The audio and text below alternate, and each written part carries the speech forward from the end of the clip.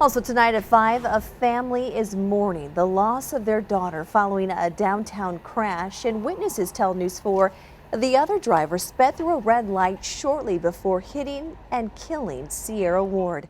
Good evening, everyone. Thank you for joining us. I'm Claire Kellett. I'm Steve Savar. Downtown residents say this is just the latest instance of reckless driving. News 4's Emma HOGG is finding out what city leaders are doing to change this. She's live downtown this afternoon. Steve, we're at 10th and Washington where that crash happened overnight. Right now, most cars seem to be going the speed limit. We're told a lot of this reckless behavior happens after dark. So tonight we're asking the director of public safety what's being done to stop it. It's a disturbing sound people who live downtown say they hear almost nightly. After 8 years, Melanie Fries says she's now afraid to go outside and walk her dog. I've had enough, and that's the word that I use, enough. Enough of this reckless behavior, rapid gunfire, and drivers speeding through downtown, running red lights nearly every night. Fries took these photos over the last few weeks of the damage left behind from drivers ramming into cars parked along her block. These vehicles coming down at 60, 80 miles an hour and screeching tires. Then the accidents. Early this morning, a family tells us their daughter, Sierra Ward, was killed and 3 others were hurt following a crash nearby at 10th and Washington.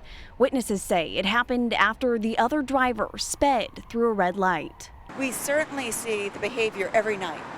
Every night. So the bad behavior is moving from spot to spot. Judge Jimmy Edwards is the director of public safety and says officers are now working overtime to zero in on the downtown area. He says the city is also considering adding more barriers like these to narrow lanes and cut off certain blocks and parking lots entirely. We're seeing random shootings off of these parking lots. What we intend to do is to shut off those parking lots.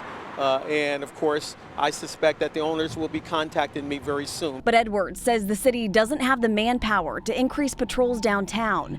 He's relying on secondary officers, his bike unit, and other officers already assigned to the area to catch those causing chaos.